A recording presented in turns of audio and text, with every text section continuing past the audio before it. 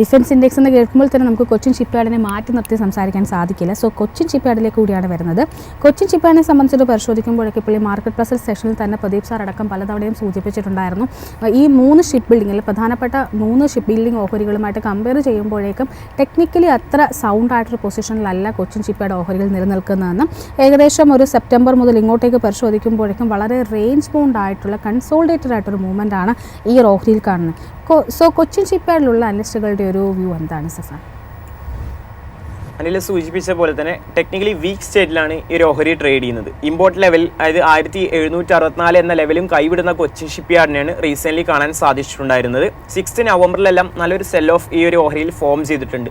അതുകൊണ്ട് ഈ ഒരു ഓഹരിയിൽ ഇനി അപ്സൈഡ് റാലി എക്സ്പെക്ട് ചെയ്യണമെങ്കിൽ 1764, 1880 ഇതെല്ലാം ഒരു ഹൈ റിജക്ഷൻ സോണായി ആക്ട് ഉള്ള ഒരു പോസിബിലിറ്റി ഉണ്ട്. ഈ ഒരു റെസിസ്റ്റൻസ് എല്ലാം മറികടന്നാൽ മാത്രമേ ഒരു പോസിറ്റിവിറ്റി എക്സ്പെക്ട് ചെയ്യാവൂ. കറൻ്റ്ലി വോളിയം നമുക്കൊരു നെഗറ്റീവ് ഇൻഡിക്കേഷൻസ് ആണ് കാണാൻ സാധിക്കുന്നത്. അതുകൊണ്ട് തന്നെ ഈ ഒരു ബിയറിഷ് ഫേസിലുള്ള റേഞ്ച് കൺസോൾട്ടേഷൻ കണ്ടിന്യൂ ചെയ്യാനുള്ള ഒരു പോസിബിലിറ്റീസ് ആണ് അനലിസ്റ്റുകൾ പങ്കുവെക്കുന്നത്. ഷോർട്ട് ടേം ട്രെൻഡ് ബുള്ളിഷ് ആവണമെങ്കിൽ 1887 എന്ന ലെവൽ മറികടക്കണം എന്നാണ് അനലിസ്റ്റുകൾ പങ്കുവെക്കുന്നത്.